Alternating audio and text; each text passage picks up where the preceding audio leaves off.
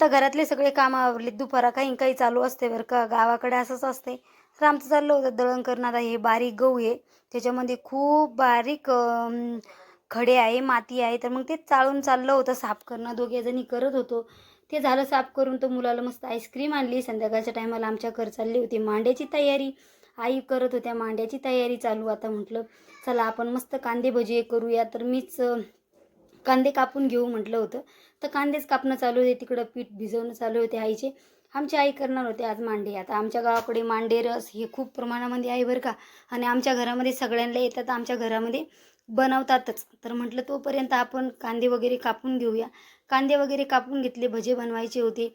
इकडं चुलीवरती मांडे झाल्याच्या नंतर मस्त कुरडया, पापड, सांडया, भजे आणि मांडे सगळं रेडी झालं होतं. पटकन जेवण घेतलं.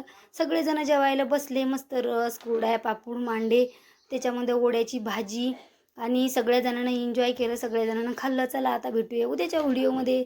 सगळेजण जेवतात. तुम्ही पण खाल्लेलं आहे का नक्की कमेंट करून सांगा. चला आता इथंच एंड करते.